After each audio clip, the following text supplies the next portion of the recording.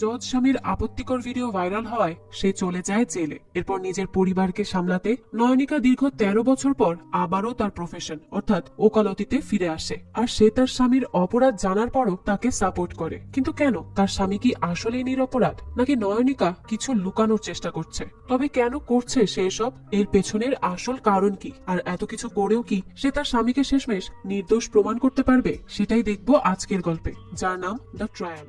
গল্পের শুরুতে একটা নিউজ হয় যেখানে বলা হচ্ছে রাজীব সেনগুপ্ত নামের একজন জজ একটি কেসে সেটেলমেন্টের বদলে ঘুষ নিয়েছে এবং মেয়েদেরকেও শারীরিকভাবে ব্যবহার করেছে। অর্থাৎ তিনি একজন আইনের মানুষ হয়ে বেআইনি কাজ করেছেন। সেজন্য রাজীবকে গ্রেফতার করতে তার বাড়ির সামনে পুলিশ গিয়েছে। অন্যদিকে আমরা রাজীবের পরিবারকে দেখতে পাই, যেখানে রাজীবের 2টা মেয়ে আছে, তার বৃদ্ধ মা আর রাজীবের বউ নয়নিকা আছে। নয়নিকা একসময় একজন উকিল ছিল, কিন্তু এখন সে আর সেই কাজ করছে না, হাউস ওয়াইফ হয়েই আছে। রাজীব তার মেয়েদেরকে বলে, চিন্তা করো না, বাবা খুব তাড়াতাড়ি ফিরে আসবে। রাজীবের মা তাকে বলে, চিন্তা করিস না বাবা, সব ঠিক হয়ে যাবে, নিজের খেয়াল রাখিস। এরপর রাজীবের মা তার মেয়েদেরকে নিয়ে অন্য রুমে যায়। রাজীব তখন নয়নিকাকে গিয়ে বলে, আমি শুধু একটা ভুলই করেছিলাম। এই কথা শোনা মাত্র নয়নিকা রাজীবকে একটা থাপ্পড় দেয়। এখন কি ভুলটা করেছে রাজীব তা আর দেখানো হয় না, হয়তো সেটা সামনেই জানা যাবে। তারপর নয়নিকার হাত ধরেই বাইরে আসে রাজীব। সেখানে উপস্থিত প্রেস মিডিয়ার হাজারো প্রশ্ন। এরপর রাজীবকে গাড়িতে তুলে নিয়ে পুলিশ চলে যায়। আর সরকারের থেকে নোটিশ আসে, যার ফলে রাজীবের সব সম্পত্তি ফ্রিজ করা হয়, কারণ সে বেআইনি পথে ছিল।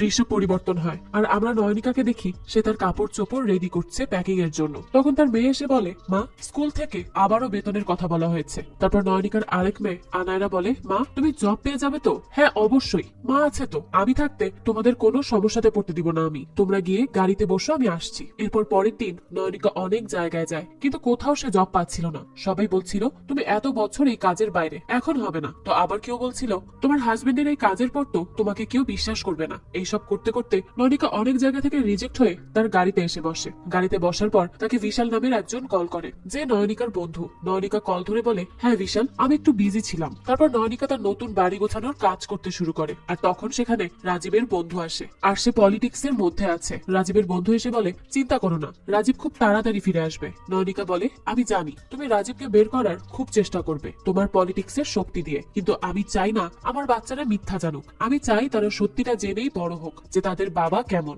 রাজীবের বন্ধু বলে, কি সত্যি? নয়নিকা বলে, এটাই, যে তাদের বাবা একটা চিটার, বাটপার, মিথ্যাবাদী আর একজন খারাপ লোক, যে এইসব অবৈধ কাজের জন্য জেলে আছে। তারপর রাজীবের বন্ধু বলে, আরে নয়নিকা, তুমি এখন রাগের মধ্যে আছো, তাই এই সব বলছো। ওইটা রাজীব ভুল করে ফেলেছে। নয়নিকা বলে, চিটিং কখনো কেউ ভুল করে না, এটা সবাই ইচ্ছা করেই করে, আমাকে শেখাতে আসবেন না দয়া করে। তারপর সে নয়নিকাকে টাকা দেওয়ার কথা বলে আর জব দেওয়ার কথাও বলে। নয়নিকা বলে, দয়া করে আর উপকার করতে আসবেন না, আমার আপনার টাকা পয়সার কোনো প্রয়োজন নেই, আর জব আমার হয়ে গিয়েছে, কাল থেকে জয়নিং। এরপর আমরা নিউজে দেখতে পাই ক্রিকেটার মোহিত সিং এর আত্মহননের কারণ নাকি তার গার্লফ্রেন্ড জুহি, তাই সে এতদিন ছিল পুলিশের আন্ডারে, আজ তার বেল হতে পারে, সেই নিয়েই আজকের নিউজ। তো অন্যদিকে আমরা নয়নিকাকে দেখতে পাই, সে তার নতুন কাজে এসেছে, আর এটা হচ্ছে তার বন্ধু বিশালেরই। সেখানে মালিনী নামের একজন সিনিয়র উকিল আছে, যে তাদের সবাইকে লিড করবে। তো মালিনী এখানে নয়নিকাকে জুনিয়র উকিল হিসেবে রেখেছে, আর আজ সে তার সাথেই কাজে যাবে। এরপর বিশাল এসে কথা বলে নয়নিকার সাথে, যে তার দিনকাল কেমন যাচ্ছে এইসব। সেখানে নয়নিকার সাথে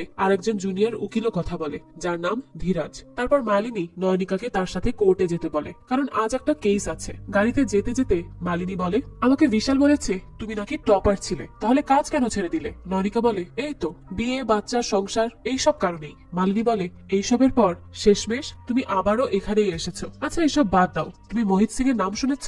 নয়নিকা বলে, হ্যাঁ, ক্রিকেটার মোহিত সিং, আত্মহননের কেস, আর সেখানে তার গার্লফ্রেন্ডকে সন্দেহ করা হচ্ছে তার আত্মহননের জন্য।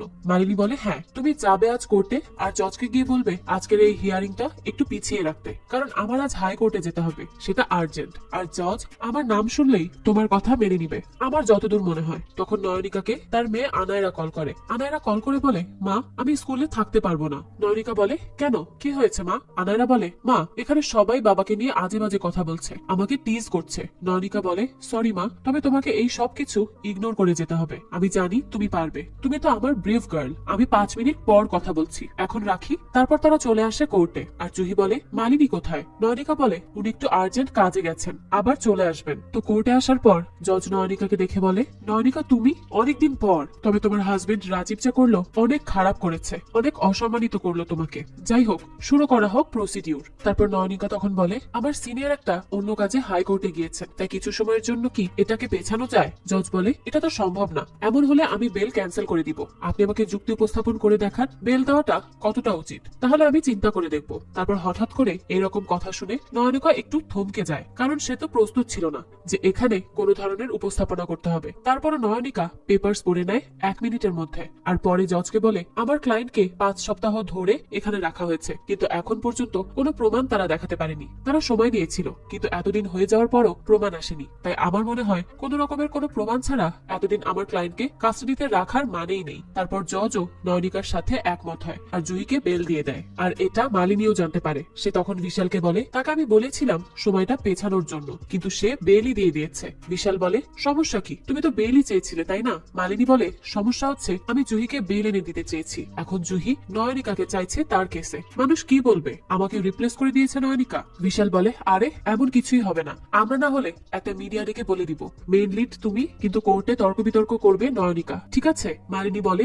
এই সাপোর্ট কেন শুনি? নয়নিকা পুরাতন বন্ধু বলে? বিশাল বলে, আরে না, নয়নিকা সত্যি অনেক ভালো একজন উকিল, তাই আর কি। অন্যদিকে আমরা নয়নিকাকে দেখি, সে জুহির রিলিজের জন্য কথা বলছিল। তখন সেখানে সানা নামের একজন আসে, তাকে মালিনী পাঠিয়েছে নয়নিকাকে হেল্প করার জন্য। এখানে সানা নয়নিকাকে বলে, আমি তোমার হাজবেন্ডকে জানতাম, অনেকদিন কাজ করেছি তার ওখানে, কিন্তু একদিন হঠাৎ করে সে কোনো কারণ ছাড়াই আমাকে বের করে দেয় কাজ থেকে। নয়নিকা বলে, সে সম্পূর্ণ মানুষটাই একটা সারপ্রাইজ, কখন কি করে তার কোনোই ঠিক নেই। এরপর জুহিকে নয়নিকা জিজ্ঞেস করে, আসলে ঘটনাটা কি ছিল?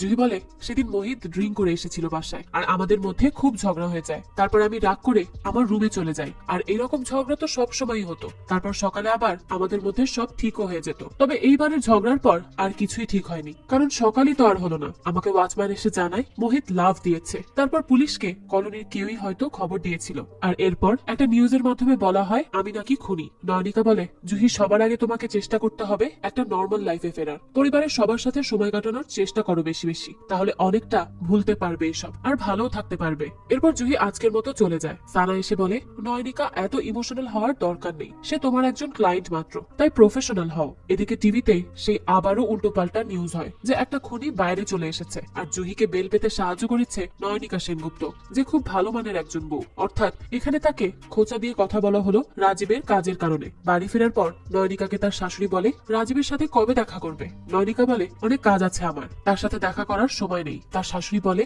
হাজবেন্ডের সাথে দেখা করার সময় নেই? নয়নিকা বলে, হাজবেন্ড যে ময়লা করে গিয়েছে সেটা পরিষ্কার করতে করতেই তো দিন শেষ হয়ে যাচ্ছে। তখন তার মেয়েদের ঝগড়া শুনে সে সেখানে যায়। আনায়রা বলছে, মা আমি ওই খারাপ স্কুলে যাব না, সেখানে বাবাকে নিয়ে অনেক খারাপ খারাপ কথা বলা হয়, আমি এসব নিতে পারছি না। নয়নিকা বলে, আনায়রা আমরা এই সত্য থেকে আর কত পালাবো? তুমি যদি আরেকটা স্কুলেও চলে যাও তাও তুমি কিন্তু তোমার সেই বাবার মেয়েই থাকবে, তাই পালিয়ে কিছু হবে না, বরং এই সব কিছুকে ইগনোর করে চলা শিখতে হবে, বাঁচতে হবে আমাদের। নয়নিকার বড় মেয়ে বলে, মা বাবার নামে মানুষ এইসব বললে তোমার ইচ্ছা করে না থাপ্পড় দিতে? নয়নিকা বলে, হ্যাঁ করে তো, কিন্তু আমরা কতদিন পর্যন্ত নিজের ভুলের জন্য অন্য মানুষদেরকে চড় দিব? তাই এসব ভুলে সব একসেপ্ট করে এগিয়ে যাও জীবনে। তারপর তার মেয়েরা তার কথাটা বুঝতে পারে। এদিকে জুহির কেসটা উঠে আদালতে, আর সেখানে নয়নিকা মোহিতের কোচকে প্রমাণিত করে আসল দোষী, কারণ মোহিতের কোচ মোহিতকে সাপ্লিমেন্ট দিত ভালো খেলার জন্য, আর তার মৃত্যু হয় সেই সব ফ্রাস্ট্রেশনের থেকেই। যদিও কোচ এটা প্রথমে স্বীকার করে না, কিন্তু নয়নিকা খুব কৌশলে তার মুখ থেকে সেটা বের করেই নেয়, আর এই কেসটা জিতে যায়।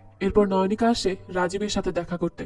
রাজীব নয়নিকাকে শুভেচ্ছা জানায় জুহির কেস জেতার জন্য। তারপর বাচ্চাদের কথা জিজ্ঞেস করলে নয়নিকা কিছু ছবি দেয় তাকে। তারপর সে যখন জিজ্ঞেস করে তুমি কেমন আছো, তখন নয়নিকা বলে, কেমন আর থাকবো, তোমার মেয়েদেরকে মানুষ তোমার ভিডিও ক্লিপ ফরওয়ার্ড করে পাঠায়, স্কুলে টিজ করে, তাদের তো শৈশবটা একদমই শেষ, আর আমি তো রাস্তা দিয়ে হাঁটতে পারি না, ঠিক মতো বাজারেও যেতে পারি না, সবাই বলে আমি বাদে দুনিয়া জানতো আড়ালে কি চলছে। রাজীব বলে, আমি তো ক্ষমা চেয়েছি তার জন্য, আমি বদলে যাব, বিশ্বাস করো। নয়নিকা বলে, কতবারের জন্য মাফ করবো তোমাকে? তুমি কতজন মেয়েকে নিয়ে বিজি থাকতে? আর দুনিয়ার সবকিছু বদলাতে পারে, কিন্তু পুরুষের স্বভাব কখনো বদলাবে না, তার চরিত্রও বদলাবে না, আর এখন আমি শুধুমাত্র প্রমাণে বিশ্বাস করি, কোনো মানুষকে নয়। যাই হোক, ভালো থাকো, আমি এখন আসছি। এই বলে নয়নিকা চলে যায়। দৃশ্য পরিবর্তন হয়, আর আমরা নয়নিকার মেয়েদের স্কুলের দৃশ্য দেখতে পাই, যেখানে রাজাত নামের একটা ছেলেকে পুলিশ গ্রেফতার করে নিয়েছিল। তখন রাজাত নয়নিকার বড় মেয়ে আনান্যাকে বলে, প্লিজ আনান্যা, তুমি তোমার মাকে কল করে বলো আমাকে হেল্প করতে, আমি সত্যি কিছু করিনি। তারপর আনান্যা তার মাকে কল করে। করে আর বলে, মা, রাজাতকে পুলিশ হঠাৎ করে এসে তুলে নিয়ে গিয়েছে, প্লিজ তুমি তাকে হেল্প করো। তারপর নয়নিকা সানাকে বলে, আমার একটা হেল্প চাই, তুমি প্লিজ খবর নিয়ে জানাও যে এই কেসটার চার্জ কি আর কেন গ্রেফতার করা হয়েছে। তারপর সানা কল করে খবর নেয় যে এটা একটা মার্ডার কেস। নয়নিকা একটু শকড হয়, কারণ রাজাতকে খুব কাছ থেকে জানে নয়নিকা। সেই ছেলে তো কাউকে খুন করার মতো অপরাধ কখনোই করতে পারে না। তাই নয়নিকা তার উকিল হয়ে পুলিশ স্টেশনে যায় আর অফিসারকে বলে, আপনি এইভাবে রাজাতকে জিজ্ঞাসাবাদ করতে পারেন না, কারণ সে এখনো মাইনর, আর তাই তার সাথে কথা বলার আগে তার মা বাবাকে বলতে হবে, আর তাকে কি চার্জের জন্য গ্রেফতার করেছেন সেটাও বলতে হবে। তাই প্লিজ আগে আমাকে তার সাথে একা কথা বলতে দিন। এরপর পুলিশ অফিসার তাদেরকে কথা বলতে দিয়ে চলে যায়। সেখানে রাজাত বলে, আমার মোবাইল প্রিন্সিপাল নিয়ে নেয়, তাই আমি আর আমার বন্ধু তারুণ প্রিন্সিপালের রুমে গিয়ে সেই মোবাইলটা আনতে যাই। কিন্তু আমি বাইরে শুধু দাঁড়িয়ে থেকে অপেক্ষা করছিলাম, যদি কেউ আসে তাহলে তারুণকে অ্যালার্ট করব, কারণ তারুণ গিয়েছিল প্রিন্সিপালের রুমে। তখনই আমাদের সিকিউরিটি গার্ড মাধব চলে আসে আর আমি ভয় পেয়ে সেখান থেকে চলে যাই। পরের দিন গিয়ে শুনি আমি ওনার খুন করেছি, কিন্তু আমি তো তার খুন করিনি, বিশ্বাস করুন। তখনই সেখানে রাজাতের মা বাবা আসেন আর নয়নিকা কি বলে, আমি দেখা করে এসেছি, রাজাত ঠিক আছে, কিন্তু মার্ডারের কেস লেগেছে, আমি কথা দিচ্ছি সব ঠিক হয়ে যাবে, রাজাতের কিছুই হতে দিব না। কিন্তু এখানে রাজাতের বাবা নয়নিকাকে কেসটা দিতে চায় না, কিন্তু রাজাতের মা কেস দেয়, কারণ রাজাত নয়নিকার সাথে ফ্রিলি কথা বলতে পারবে। এরপর নয়নিকা অফিসে আসে আর মালিনীকে বলে, আমি এই কেসটা লড়বো না, তবে আমি সাপোর্ট করব, কারণ রাজাত আমার খুব কাছের সন্তানের মতো, তাই হয়তো আমার এই কেসটা না লড়াটাই উচিত হবে। তারপর মালিনী বলে, তাহলে এটা ধীরাজকে দিয়ে দিচ্ছি। নয়নিকা বলে, ঠিক আছে, সমস্যা নেই। এরপর প্রথম হিয়ারিং এ তারুণ সম্পূর্ণভাবে বলে সে নাকি দেখেছে রাজাতকে ক্রাইম করতে, যার জন্য রাজাতকে এখন পুলিশ হেফাজতে রেখেছে। তো পরের দিন নয়নিকা, সানা আর ধীরাজ স্কুলে আসে। সেখানে রাজাতের ক্লাসমেটদেরকে তারা তারুণের ব্যাপারে জিজ্ঞেস করে। তারা বলে, তারুণ খুব বদরাগী ছেলে, সে সবার সাথেই ফাইট করে স্কুলে, কিন্তু তাও কেন যে রাজাত তার সাথেই সময় কাটাতো কে জানে। নয়নিকা তখন সিসি ক্যামেরার কথা বলে, কিন্তু সানা বলে, গার্ড বলেছে কিছুদিন যাবত এই সিসি ক্যামেরা বন্ধ। ধীরাজ বলে, এই তারুণ ছেলেটার রাগের সমস্যা আছে, হয়তো সেই গার্ডকে রাগ করে ধাক্কা মেরেছে, সেই কারণেই তার মৃত্যু হয়েছে।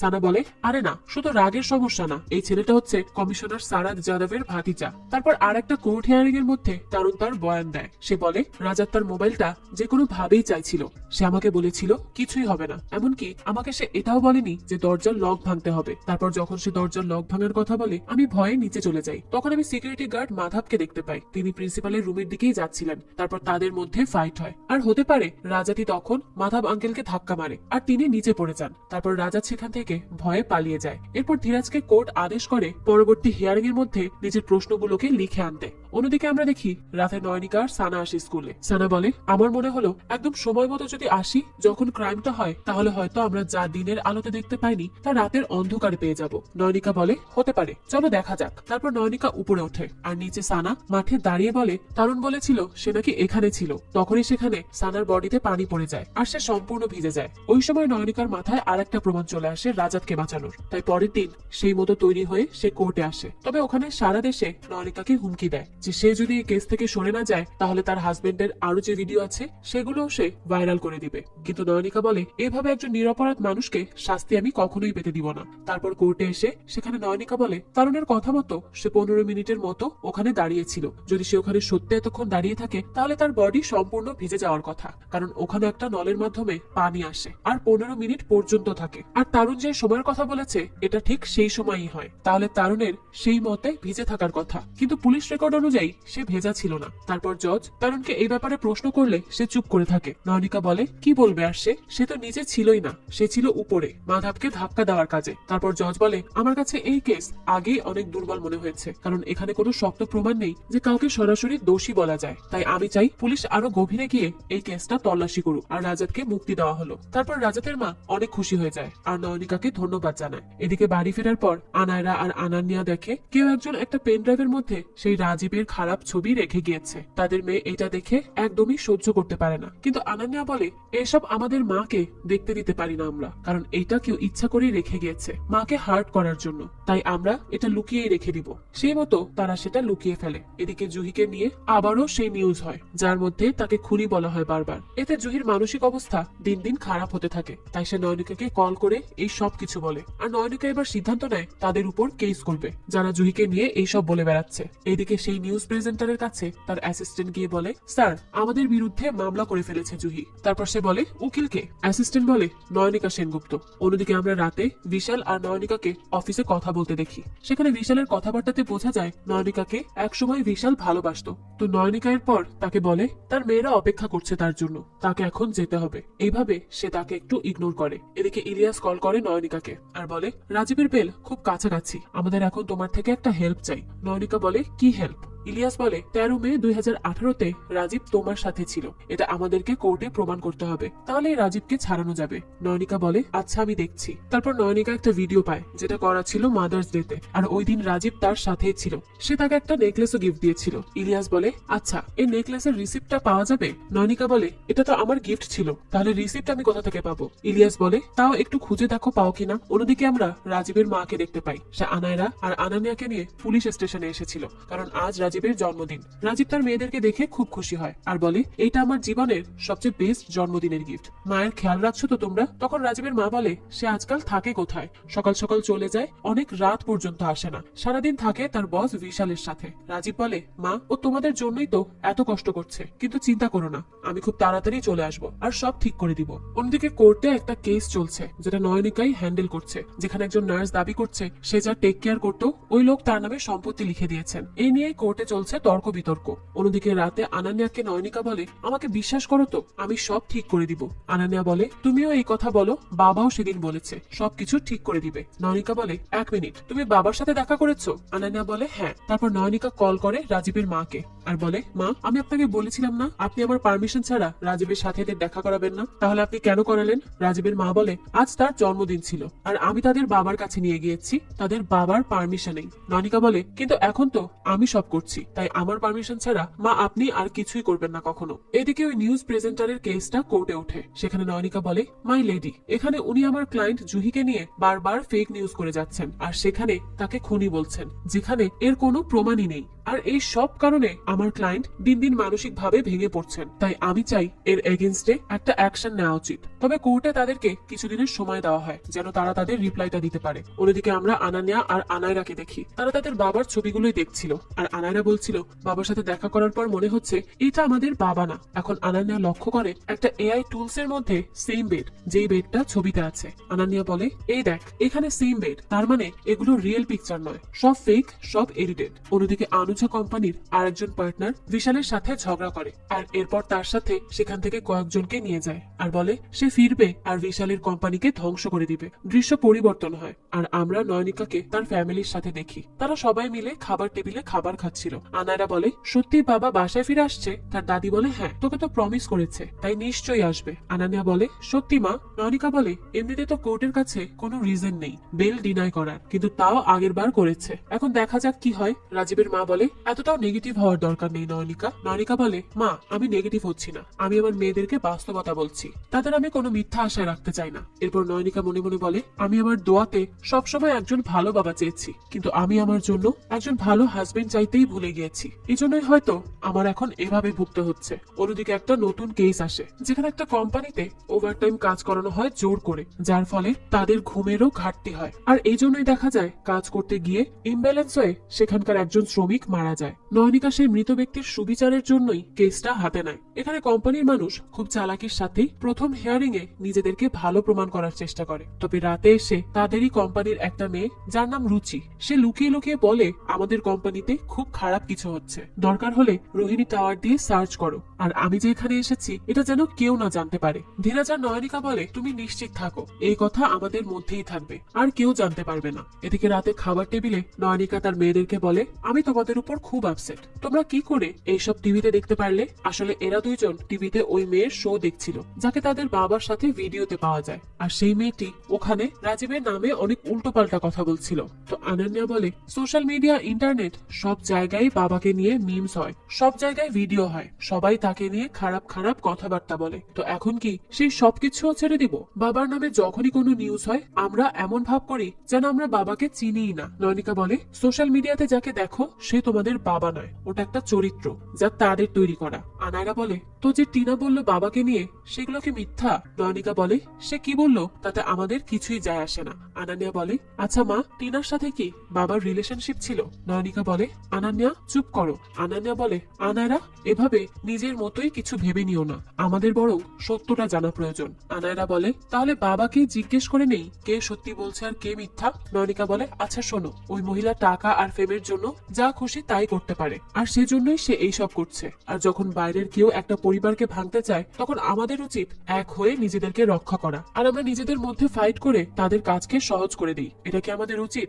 আমরা তো একটা ফ্যামিলি, তাই না? তারপর তার দুই মেয়ে তার হাত ধরে বলে, হ্যাঁ মা, আমরা একটা ফ্যামিলি, আর আমরা সবাই মিলে এর বিরুদ্ধে লড়বো। আর নয়নিকা তখন তাদের মেয়েদের মধ্যে থাকা প্রশ্নগুলোকে আপাতত শেষ করতে পারে। পরের দিন যখন কোর্টে নয়নিকা প্রমাণ করছিল যে ওই দিন তার ক্লায়েন্ট যে কাজ করছিল সেখানে লাইনের গ্যাস ওভারলোড হয়ে যায়, আর যার কারণে সেখানে অ্যাক্সিডেন্টটা হয়। আর এইরকমটা কোম্পানি সব সময় করে, বেশি বেশি টাকার জন্য। কিন্তু তারা কখনো তাদের শ্রমিকের কথা চিন্তা করে না। ওই সময় বিপক্ষের উকিল নয়নিকাকে আটকানোর জন্য বলে, মিস টিনা, তারপর আবার বলে, ও সরি, নয়নিকা। আর এই নাম নেওয়ার কারণে নয়নিকা খেপে যায়, কারণ এই মেয়ের সাথেই তো রাজীবের স্ক্যান্ডাল ভাইরাল হয়েছে, তাই সে আর নিতে পারে না। সেখানেই ঝগড়া শুরু করে দেয়, যার ফলে আজকের মতো জজ এখানেই কাজ স্টপ করে চলে যায়। এরপর বাইরে এসে নয়নিকা সানাকে বলে, মানুষ কত খারাপ হয় তাই না, একজনের খারাপ সময়ের ফায়দা তুলতে ছাড়ে না, আর এই টিনার মতো মানুষ খারাপ সময়কে বিজনেস হিসেবে নেয়। দেখো না, এখন টিভি শোতে গিয়ে নিজের ফেম আর টাকা পাওয়ার জন্য উল্টো পাল্টা কথা বলে যাচ্ছে, এতে যে নিজের সম্মানটাও হারাচ্ছে সে, এটা তার মনেই নেই। আর এখন আমাদের এত খারাপ সময় চলছে, আমার বাচ্চারাও এই 3 মাসে 10 বছর বড় হয়ে গিয়েছে, তাদের মধ্যে এত এত প্রশ্ন যার কোনো উত্তর আমার কাছে নেই, শুধুমাত্র লজ্জা ছাড়া। তাদের সামনে যেতেও আমার লজ্জা হয়, কিন্তু আমাকে এভাবেই প্রতিটা দিন বাঁচতে হয়। সানা বলে, তুমি রাজীবের সাথে কথা বলো, কিন্তু নয়নিকা বলে সে কথা বলবে না। এই বলে সে তার কেসের কাজে চলে যায়। তাই পরের দিন সানা আসে রাজীবের সাথে দেখা করতে। সানা বলে, টিনা এখন রিয়েলিটি শোতে গিয়েছে, আর সেখানে গিয়ে সে কত খারাপ খারাপ কথা বলছে, তোমাকে আরো বেশি ছোট করছে, আর এর কারণে তোমার বউ, তোমার বাচ্চারা খুব বেশি অপমানিত হচ্ছে। তুমি এর বিরুদ্ধে কিছু তো করতে পারো। রাজীব বলে, তুমি কেন হঠাৎ আমার জীবনের সমস্যা সমাধান করতে লাগলে? সানা বলে, নয়নিকা খুব সহজ সরল মানুষ, সে জানে না যে তোমার থেকে সে সাহায্য পেতে পারে, তাই আমি এসেছি। তুমি টিনার একটা ব্যবস্থা করো, না হলে যা হচ্ছে তাতে তোমার বাচ্চাদের সাথেও তোমার সম্পর্ক থাকবে কিনা এর পরবর্তীতে এটা কিন্তু আমার জানা নেই। এরপর রাতে দেখা যায় বিশাল আর নয়নিকা ওই কোম্পানির কেসটা নিয়ে ডিটেলস জানতে একটা হোটেলে যায়, সেখানকার গেস্টদের লিস্ট আনতে। আর এদিকে টিনার শোতে ইলিয়াস গিয়ে বলে, তুমি চুপচাপ এই শো ছেড়ে চলে যাবে, আর কখনো তোমার মুখ দিয়ে রাজীবের বউ আর তার বাচ্চাদের নামও আনবে না। তুমি কি শুরু করেছো এখানে? তোমার কি মুখে কিছু আটকায় না? টিনা বলে, ও তাহলে বউ রেগে আছে, কিন্তু সে এখন কেন রাখছে, তখন কেন রাগেনি যখন তার হাজবেন্ড আমার কাছে এসেছিল তাকে ছেড়ে? ইলিয়াস বলে, তোমাকে যা বলা হচ্ছে তাই করো, বেশি কথা বলো না। টিনা বলে, এই শো আমাকে অনেক টাকা দেয়, তাই আমি তো এটা ছাড়বো না, আমি এই শো চালিয়েই যাব। ইলিয়াস বলে, তাহলে আমি বাবলুকে কল করব। টিনা বলে, কোন বাবলু? ইলিয়াস বলে, সেই বাবলু, গ্যাংস্টার বাবলু, তোমার পুরাতন প্রেমিক, যার থেকে বাঁচতেই তুমি রাজীবকে পটিয়েছিলে। এখন দেখো, তুমি এই শো না ছাড়লে আমি বাবলুকে অবশ্যই বলবো, আর সে তোমাকে কিন্তু ছাড়বে না, সে তোমার শেষ দেখে ছাড়বে। টিনা বলে, যদি শো ছাড়ি তাহলে বাবলুকে কি করবে? ইলিয়াস বলে, তাহলে তখন আমরা তাকে সামলে নিব, কারণ সে টাকার পাগল। এখন এত কথা বাদ দিয়ে এই শোটা ছেড়ে দাও। তারপর টিনা তার কথায় রাজি হয়। এরপর তার কথাগুলো একটা ভিডিও করে নেয় ইলিয়াস, আর সেটা পাঠিয়ে দেয় নয়নিকার কাছে। সেখানে টিনা বলে, নয়নিকা ম্যাডাম, আম সরি, আমি যা বলেছি তা ঠিক করিনি, তার জন্য আমি ক্ষমা চাইছি, আর আমি জীবনে কখনোই আপনাদের কারো নাম নিব না। নয়নিকা এই ভিডিওটা হঠাৎ করে পেয়ে একটু চমকেই যায়। তারপর নয়নিকা, রাঁচি এবং প্রাত্যুষ একসাথে একটা রুমে ছিল সেই ডিটেলস পায়। রাঁচি নয়নিকাকে বলে, আমি সেই রাতে ছিলাম তার সাথে, আর আমাকে প্রাত্যুষ বলেছিল যে ওখানে হাইড্রোক্লোরিক জ্যাকের মধ্যে কিছু সমস্যা আছে। নয়নিকা বলে, হ্যাঁ, এটাই তুই শুধু কোর্টে বলবি। রাঁচি বলে, আমি এটা বলতে পারবো না, কারণ আমি এসব বললে আমার হাজবেন্ড জানতে পারবে যে আমার একটা রিলেশনশিপ ছিল প্রাত্যুষের সাথে, আর এর ফলে আমার পরিবারটাই শেষ হয়ে যাবে। কিন্তু নয়নিকার হাতেও কোনো উপায় ছিল না, তাই সে অন্যায়কে বেছে না নিয়ে ন্যায়কে সিলেক্ট করে, আর রাঁচিকে কোর্টে সত্যি কথা বলতে বাধ্য করে, যার ফলে এই কেসটা তারা জিতে যায়। আর ডিমান্ড অনুযায়ী সব এমপ্লয়িকে একটা একটা করে 10 লাখ টাকার ফ্ল্যাট দিতে বলে, এবং তার সাথে ক্ষমাও চাইতে বলে সেই কোম্পানিকে। নয়নিকা এরপর যায় রাজীবের সাথে দেখা করতে, সেখানে তাকে মিষ্টি দিয়ে বলে, ধন্যবাদ, আমাদের খেয়াল রাখার জন্য, আর তোমাকে জন্মদিনের শুভেচ্ছা। অবশ্য একটু লেট হয়ে গেল। তো তারপর রাজীব এখানে খুব ইমোশনাল হয়ে যায় তার হাতের বানানো মিষ্টি খেয়ে। তো নয়নিকা যখন বাইরে আসে তখনই তার কাছে সানার কল আসে, আর সে দ্রুত হসপিটালে গিয়ে দেখে জুহি অনেকগুলো ঘুমের ওষুধ খেয়ে এখন কোমায় আছে। আর এই সব হয়েছে ওই নিউজের জন্যই। তাকে প্রতিনিয়ত খুনি বলা হচ্ছিল, যেটা সে আর একদমই নিতে পারছিল না। এই জন্যই সে মানসিক ভাবে ভেঙে পড়ে আর একসাথে অনেকগুলো ঘুমের ওষুধ খেয়ে নেয়। আর এখন সে এই কারণেই কোমায় রয়েছে। অন্যদিকে আনান্যা আর আনায়রা তার বাবাকে ওয়েলকাম করার জন্য ঘরে কার্ড লাগায়। তখনই কল আসে মালিনীর, আর সে বলে, নয়নিকা এখনই অফিসে চলে আসো, ইমার্জেন্সি, আর আসার সময় কাপড় নিয়ে এসো, সময় লাগবে। নয়নিকা কল করে তার শাশুড়িকে আর বলে, আমি অফিসে যাচ্ছি মা, ইমার্জেন্সি আছে, আসতে হয়তো দেরি হবে। তার শাশুড়ি বলে, কাল তো রাজীব আসছে, আর আজই তুমি চলে যাচ্ছ? নয়নিকা বলে, কাল হিয়ারিং আছে, আমি ঠিক সময় মতো পৌঁছে যাব, সমস্যা নেই। তারপর তার মেয়েদেরকে বলে, দাদি ছাড়া আর কেউ আসলে দরজা খুলবে না, ঠিক আছে? তারা বলে, ওকে মা। এরপর নয়নিকা অফিসে চলে যায়। অন্যদিকে ধীরাজকে কল করে বিশাল আর তাকে বলে, ইমার্জেন্সি আছে, অফিসে আসো। সে বলে, আচ্ছা আসছি। কিন্তু ধীরাজকে তার গার্লফ্রেন্ড বলে, কিন্তু তুমি যে ব্রাউনি খেয়েছো সেটা খেয়ে অফিসে কি করে যাবে? ধীরাজ বলে, কেন, নর্মালি তো। তার গার্লফ্রেন্ড বলে, এটা নর্মাল নয়, অর্থাৎ এটা খাওয়ার পর মানুষ একটু নেশায় পড়ে যায়। এই শুনে তো ধীরাজ ভয় পেয়ে যায় যে সে এখন কি করে এই অবস্থায় অফিসে যাবে। অন্যদিকে বিশাল সানাকে কল করে আর জিজ্ঞেস করে ওখানের অবস্থা কেমন। সানা বলে, খুব খারাপ। তারপর সানা জানতে পারে এই বাড়িতে একটা কাজের মেয়ে মারা যায়, অর্থাৎ খুন হয়। অন্যদিকে মালিনী এই বাড়ির মালিক আনন্দকে ডাকে আর আনন্দ বলে, কি আমাকে সন্দেহ করা হচ্ছে? মালিনী বলে, আসলে এইরকম কেসে সর্বপ্রথম ঘরের মানুষদেরকেই সন্দেহ করা হয়, তাই আমরা আপনাকে এখানে জিজ্ঞেস করতে ডেকেছি। তো আজ রাতে আপনি কোথায় গিয়েছেন, কি করেছেন, কোথায় ছিলেন, এই সব কিছু বলতে হবে। নয়নিকা দেখে বাইরে ধীরাজ কি সব যেন করছে, তাই তাকে ধরে মিটিং এর মধ্যে বসায়। আনন্দ বলে, আমি তো শুধু তাকে বলেছিলাম বাচ্চাদেরকে ঘুম পাড়াতে, তার উপর আমি চেঁচামেচিও করিনি। ধীরাজ মাঝখানে বলে, হ্যাঁ চেঁচামেচি করেননি, কিন্তু খুন করেছেন। নয়নিকা তখন ধীরাজকে চুপ করায়, কারণ সে তো নেশায় ছিল, উল্টো পাল্টা কথা বলছিল। এরপর বাইরে এসে বিশাল নয়নিকা আর ধীরাজকে বলে, আমাদেরকে যে করেই হোক গ্রেফতার করানোকে আটকাতে হবে, কারণ একবার যদি গ্রেফতার হয়ে যায় তাহলে কিন্তু কেস শুরু হওয়ার আগেই 1 বছর আনন্দ জেলের ভেতরেই থাকবে, তাই তাকে গ্রেফতার হতে দেওয়া যাবে না। নয়নিকা বলে, আমার সাথে তার লিফটের মধ্যে দেখা হয়েছিল, তাকে দেখে মনে হচ্ছিল হয়তো সে খুব ভালো মানের অভিনেতা আর নয়তো নিরপরাধী। বিশাল বলে, যদি নিরপরাধ হয় তাহলে বেশি কাজে আসবে আমাদের। ধীরাজ বলে, আর যদি অভিনেতা হয় তাহলে বেশি টাকা ইনকাম হবে। ধীরাজের এইসব কথাবার্তায় অস্বস্তিতে পড়ে যায় বিশাল আর নয়নিকা। এরপর পুলিশ আনন্দকে নিয়ে পুলিশ স্টেশনে যায় তাকে কিছু প্রশ্ন করার জন্য। তবে পুলিশ প্রশ্ন করে প্রথমবার ছেড়ে দেয়, তাকে গ্রেফতার করে না। তবে তাকে বলে দেয় তারা আবারও তাকে জিজ্ঞাসাবাদ করার জন্য ডাকবে। এদিকে আনায়রা আর আনান্যাকে তাদের দাদি বলে, আজ তাড়াতাড়ি চলে এসো, কারণ বাবা আসবে তো, আর এখানে কেউ একজন হয়তো তোমার মায়ের জন্য পেন ড্রাইভ রেখে গিয়েছে। তখন আনান্যা বলে, এটা আমাদের প্রেজেন্টেশনের। দাদি বলে, ও তাহলে ঠিক আছে, আমি আসছি, তোমরা চলে আসো, খাবার ঠান্ডা হয়ে যাচ্ছে। আনান্যা আর আনায়রা সেগুলো দেখে বলে, এইসব কেউ পাঠিয়েছে বাবার বেলের আগে, যাতে এইসব মা দেখে বাবার সাথে সম্পর্কটা নষ্ট করে দেয়। আনান্যা বলে, আমার কাছে একটা আইডিয়া আছে। এরপর আনায়রা মোবাইল ফোন রেখে দেয় দরজার সামনে, যে কে আসে সেটা দেখার জন্য। এদিকে সানা যায় সেই কাজের মেয়ে পূজার বয়ফ্রেন্ডের কাছে তার ব্যাপারে কিছু খোঁজ খবর নিতে। সানা বলে, তোমার কি আইডিয়া আছে এটা কে করতে পারে? পূজার বয়ফ্রেন্ড বলে, ওই নষ্ট বস আনন্দ। সে পূজাকে একটা গানের কথা বলে আর তাকে টাচও করে খারাপ ভাবে। আমাকে এটা পূজা নিজে বলেছে, আর এটা বলার পর আমি ওই আনন্দকে মারতে চেয়েছিলাম, কিন্তু পূজা মানা করে, কারণ তার জবের দরকারটা বেশি। আর তারপরই এই সব কিছু হয়ে যায়। এদিকে নয়নিকা বিশালকে বলে, আজ সে একটু বাইরে যাবে, রাজীবের বেল হিয়ারিং আছে। তারপর সানা কল করে বিশালকে বলে, পূজার সাথে আনন্দ কি একটা গানে জানি কাজ করেছিল, আমাদেরকে আগে এই গানের কাহিনীটা জানতে হবে। তারপর আনন্দকে জিজ্ঞেস করলে সে বলে, আসলে তার শখ গান নিয়ে কাজ করার, আর তখন তার কাছে এত টাকা ছিল না, তাই সে পূজাকেই গানের জন্য নিয়ে নেয়, কারণ তার গানের গলা খুব ভালো ছিল, আর ওই নতুন ফ্ল্যাটেই সে কাজ করত। অন্যদিকে আমরা রাজীবের বেল হিয়ারিং দেখতে পাই, যেখানে রাজীবের বিপক্ষের উকিল বলে রাজীবের ওয়াইফ নয়নিকা নিজে ডিভোর্সের জন্য একজন উকিলের কাছে যায়। তাহলে বুঝতেই পারা যাচ্ছে তার বউ পর্যন্ত তাকে কতটা অবিশ্বাস করে। এমন এমন লোককে ছাড়ার তো কোনো মানেই নেই। তারপর রাজীবের উকিল আর কিছুটা সময় চায় কথা বলার জন্য।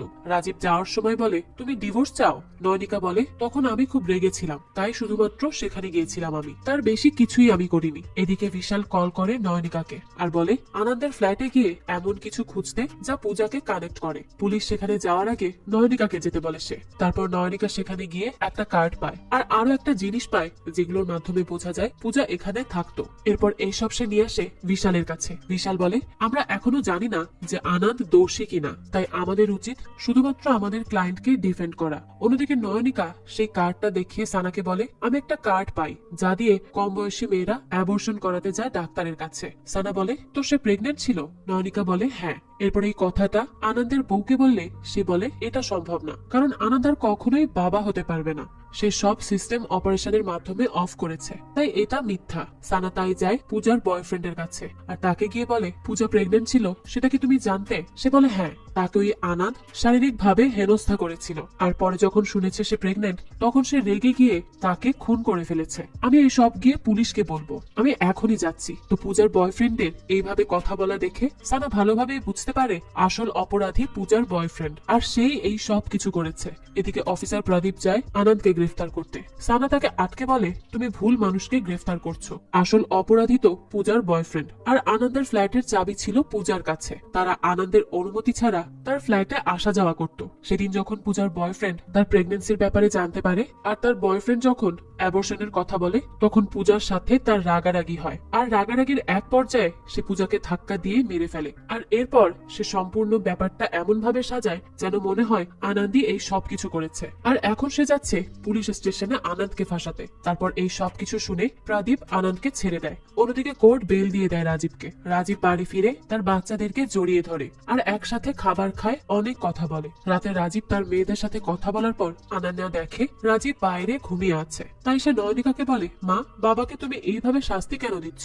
জেলের শাস্তি কি কম ছিল? নয়নিকা বলে, শাস্তি না, আমাদের সম্পর্ক শুধু একটু বদলে গিয়েছে। আনান্যা বলে, আমি জানি। এইভাবেই ডিভোর্স হয়ে যায় একটা সময় পর। মা, তুমি বুঝতে কেন পারছো না? মানুষ চায় তুমি আর বাবা যেন আলাদা হয়ে যাও। এই বলে আনান্যা চলে যায়। নয়নিকা বলে, আরে কে চাইবে এইসব আনান্যা? পরের দিন নয়নিকা তার ব্যাগ প্যাক করে, কারণ তার একটা কেসে বাইরে যেতে হবে। রাজীব বলে, কোথায় যাচ্ছ? নয়নিকা জানায়, কোচিতে। রাজীব বলে, কেস আছে তোমার? নয়নিকা বলে, হ্যাঁ, আমার আর বিশালের। রাজীব বলে, শুধু তোমরা দুজনই যাচ্ছ? তাহলে তো এক হোটেলেই থাকবে, তাই না? নয়নিকা রেগে বলে, না, আলাদা হোটেলে। রাজীব বলে, শান্ত হয়ে কথা বলো, আমি শুধুমাত্র জিজ্ঞেস করেছি, আর আমি আসার পর থেকে একবারও ঠিক করে কথা পর্যন্ত বলছো না তুমি। নয়নিকা বলে, তুমি কোনো অ্যাওয়ার্ড পেয়ে আসোনি যে আমি তোমার সাথে ভালো করে কথা বলবো। মেয়েদের সাথে থাকার কারণে জেল খেটে এখানে এসেছো, আর তুমি আমার কাছে আশা করছো আমি এত তাড়াতাড়ি তোমার সাথে নর্মাল হয়ে যাব? সত্যি তুমি এটা কিভাবে আশা করতে পারো? এইসব বলে নয়নিকা তার কাজে চলে যায়। এদিকে আজকের কেসের কাজে চলে আসে বিশাল আর নয়নিকা। সেখানে জজের কাছে তারা বলে তাদের ক্লায়েন্টের একটা লাইফ ইন্স্যুরেন্স আছে, আর এখন তার সেটার খুব দরকার, কারণ তার বাচ্চার অবস্থা খারাপ, এখনই অপারেশন করা লাগবে, আর না হলে তার বাচ্চাটা পেটেই মারা যাবে। তবে লাইফ ইন্স্যুরেন্স এই টাকা দিতে রাজি হচ্ছে না। জজ তাদেরকে আরো কয়েকদিন এই নিয়ে দেখার সময় দেয়, আর পরে ইন্স্যুরেন্সের পক্ষের উকিল এসে বলে তাদের কাছে রুলস আছে, যদি ইন্স্যুরেন্স পেতে হয় তাহলে যার নামে এই ইন্স্যুরেন্স সে কখনো সিগারেট খেতে পারবে না। কিন্তু একটা ছবিতে দেখা যায় যার নামে এই ইন্স্যুরেন্স আছে সে সিগারেট খাচ্ছে, যার জন্য জজ এই ইন্স্যুরেন্সকে ক্যান্সেল করে দেয়। বিশাল অনেক রিকোয়েস্ট করে, কিন্তু জাজ কোনোভাবেই মানে না। তারপর বিশাল যখন ফিরে যায় সে সোজা ওই মহিলার কাছে যায়, আর তার এই খারাপ অবস্থা দেখে সে সোজা চলে আসে রাজীবের কাছে আর বলে ওই মহিলার অপারেশন তাড়াতাড়ি না হলে তাকে বাঁচানো যাবে না, আর তার বাচ্চাকেও না। রাজীব বলে, আমি কিভাবে সাহায্য করতে পারি তাতে? বিশাল বলে, ইন্স্যুরেন্স কোম্পানির বোর্ড চেয়ারম্যান তো তোমার ভালো বন্ধু, তাই না? তাই তুমি চাইলে হতে পারতো কিছু। তারপর রাজীব রাজি হয়, আর এরপর দেখা যায় ওই মহিলার অপারেশনটাও হয়ে যায় ইন্স্যুরেন্সের টাকার মাধ্যমেই, আর এই কেসটাও সমাধান হয়ে যায়। এদিকে নয়নিকা আসে জুহির মায়ের সাথে কথা বলতে। সে বলে যদি জুহির অবস্থা ভালো না হয় আর তার হুঁশ না ফিরে আসে তাহলে কিন্তু এই কেসটা হবে না। জুহির মা বলে, কি বলতে চাও তুমি? নয়নিকা বলে, ডাকসের কোম্পানি চায় কোর্টের বাইরে সব সেটেল করতে। জুহির মা বলে, আমি আমার মেয়ের ন্যায় বিচার চাই, টাকা নয়। নয়নিকা বলে, বলে, আপনি আমার কথাটা বোঝার চেষ্টা করুন। যদি দাক্ষ কোর্টের বাইরে এসব সেটেল করে তাহলে পাবলিক বুঝতে পারবে যে এখানে দোষী দাক্ষ ছিল, কিন্তু এখন যদি আমরা কোর্টে যেতে চাই আর জুহির হুঁশ তখনও না আসে তাহলে কিন্তু কেস আর হবে না। তাই ন্যায় বিচার হওয়ার কোনো সম্ভাবনাও নেই। ভেবে দেখুন, একবার দেখা করে নিন তাদের সাথে। এদিকে নয়নিকা অফিসে এসে শুনে দাক্ষের কেস থেকে তাকে বের করা হয়েছে, তাই সে ভাবে হয়তো মালিনী এইসব করেছে। কিন্তু মালিনী বলে, আমি না, এইসব করেছে তোমার বন্ধু বিশাল, তাই তাকে গিয়ে জিজ্ঞেস করো। এরপর নয়নিকা গিয়ে বিশালকে বলে, তোমার সাথে সম্পর্ক না করায় আমাকে শাস্তি দিচ্ছ। বিশাল বলে, কি বলছো এসব? নয়নিকা বলে, তুমি আমাকে দাক্ষের কেস থেকে কেন বের করলে? বিশাল বলে, আমি ভেবেছি তোমার কিছুদিন ব্রেকের দরকার আর রাজীবের সাথে সময় কাটানোরও প্রয়োজন। নয়নিকা বলে, আমার কোনো প্রয়োজন নেই, আমার কাজ প্রয়োজন। আর আমাকে না বলে আমার জীবনে কি দরকার আর কি দরকার না তা নিয়ে তুমি প্লিজ ভাবতে বসে যেও না। আমাকে জিজ্ঞেস করো আমি কি চাই। বিশাল বলে, তো কি চাও তুমি? নয়নিকা বলে, আমার কেস ফেরত চাই। আমি জুহির মাকে প্রমিস করেছি তার মেয়েকে ন্যায় বিচার এনে দিব। বিশাল বলে, কিন্তু উকিল কখনো প্রমিস করে না। নয়নিকা বলে, আমি তো একজন মানুষও, তাই না? তারপর সে চলে যায়। অন্যদিকে আজ দাক্ষের পক্ষের উকিল আসে এই কেসটাকে সেটেল করার জন্য। তখন তারা বলে 1 লক্ষ টাকা দিবে তারা। নয়নিকা বলে, 1 লক্ষ তো চিকিৎসার খরচও হয় না। এত এত কিছু করলো দাক্ষ যে একটা মেয়ে মারা যাওয়ার চেষ্টা করেছে শেষ পর্যন্ত। তাই আমাদের একটা পাবলিকলি ক্ষমা চেয়ে নিউজ চাই আর 5 লাখ টাকা। উকিল বলে, ঠিক আছে, তবে ক্ষমা বাদে। তখন সেখানে দাক্ষ আসে আর বলে, আমি কাউকে 1 পয়সাও দিব না, কোর্টে কেস লড়তে চাই। তার কারণ তাকে কিশোর বলেছে কোর্টে গেলে তারা কেউ কিছু করতে পারবে না আর এই কেস তারা লড়বেই। মালিনী বলে, আর কত নিচে নামবে কিশোর? কিশোর বলে, যতটা নামলে তোমাকে নামানো যাবে। এরপর কেস আসে কোর্টে। সেখানে নয়নিকা দাসকে জিজ্ঞেস করে, আচ্ছা, আপনার তো অনেক বড় চ্যানেল, সেখানে আপনার শো অনেক মানুষ দেখে। আপনি সেখানে বলেছেন মোহিতের মৃত্যু হয়েছে জুহির জন্য, কিন্তু কোর্ট তো তাকে নির্দোষ বলেছে। আপনি পরে ক্ষমা চাননি চ্যানেলে এইরকম মিথ্যা বলার জন্য? দাক্ষ বলে, না, কারণ আমি মিথ্যা বলিনি, এটা আমার মতামত ছিল। আমি পরে আমার মতামত বদলেছি আর মানুষের কথা বলার স্বাধীনতা আছে। নয়নিকা বলে, সেই স্বাধীনতার মধ্যেও কিছু বিধিনিষেধ আছে। আপনি কাউকে প্রমাণ ছাড়া এইভাবে ন্যাশনাল টিভিতে খুনি বলতে পারেন না। তো এই নিয়ে অনেক তর্ক বিতর্ক হয় দুইজন উকিলের মধ্যে। তবে শেষে হেরে যায় কিশোর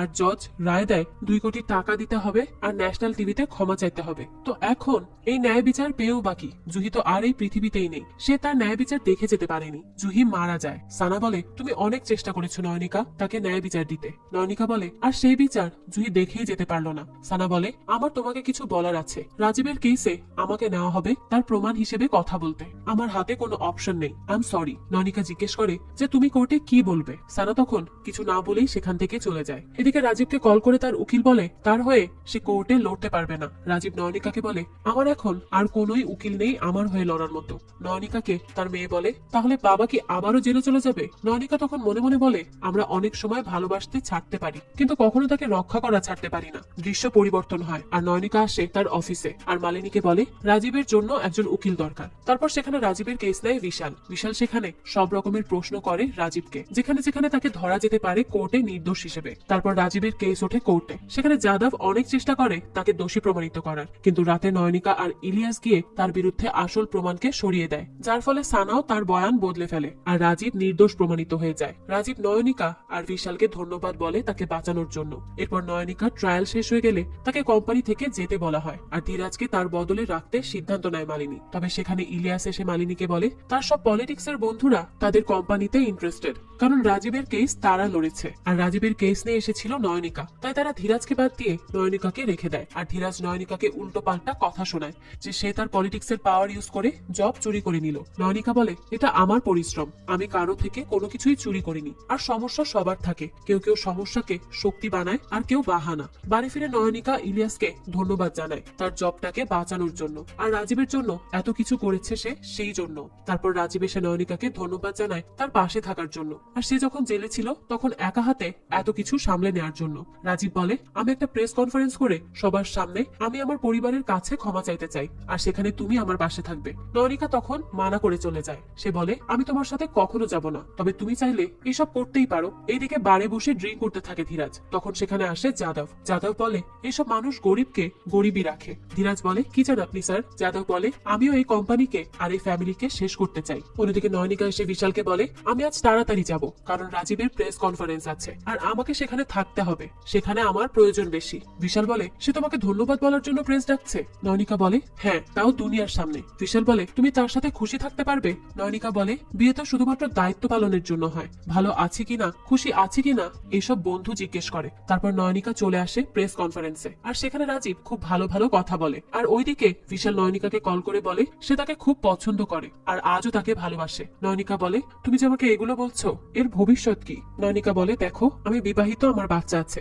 ভালোবাসা সব সময় যথেষ্ট হয় না, দায়িত্ব পালন করা সহজ না, ভালোবাসা খুব সহজ। এরপর নয়নিকাকে স্টেজে ডাকা হয় আর বিশাল নয়নিকার মেয়েদের ছবি দেখে পরে একটা সিদ্ধান্ত নেয়। সে আবার একটা ভয়েস মেসেজ দেয় আর বলে, নয়নিকা, যা হবার হয়েছে, এখন আমি আর কিছু ভাবছি না। আমি তোমাকে ভালোবাসি আর আমার কাছে ভবিষ্যতের একটা প্ল্যানিং আছে। তুমি রাজীবকে ছেড়ে দাও, তুমি তার মতো একটা মানুষকে ডিজার্ভ করো না। ফিরে আসো আমার কাছে, আমি তোমাকে বিয়ে করব। আমি এখানেই অপেক্ষা করছি। যদি তুমি না চাও তাহলে এই ভয়েস মেসেজটা ডিলিট করে দিও। তো এই সব ভয়েস মেসেজ শুনে ফেলে ইলিয়াস, কারণ তার কাছেই মোবাইল দিয়ে নয়নিকা স্টেজে গিয়েছে। আর ওইদিকে রাজীব ঘোষণা করে সে ইলেকশন লড়বে, যেখানে এই পলিটিক্স একদমই পছন্দ না নয়নিকার। সে সবসময় বলেছে রাজীব এইসবে যাবে না, আর রাজীব তাকে স্টেজে এনেছিল মিথ্যা বলে যে সে আবার আইনে ফেরত যেতে চায়, কিন্তু এখন বলছে পলিটিক্সে যাবে সে। তখন নয়নিকা মনে মনে বলে, আসলে ভুল মানুষকে বাঁচালে তার থেকে কখনো বিশ্বাস পাওয়া যায় না, শুধু ধোকাটাই পাওয়া যায়। আর ওইদিকে ইলিয়াস বিশালের দেওয়া মেসেজটাও ডিলিট করে দেয়। আর এখানেই এই গল্পটা শেষ হয়। তো এই গল্পটা আপনাদের কাছে কেমন লেগেছে অবশ্যই আমাদের কমেন্ট করে জানাবেন। যদি এতটুকু ভালো লেগে থাকে তাহলে একটি লাইক দিয়ে যাবেন। এরকমই আরো নতুন নতুন গল্পের আপডেট পেতে আমাদের চ্যানেলটিকে সাবস্ক্রাইব করে বেল আইকনে অল দিয়ে রাখবেন। ধন্যবাদ।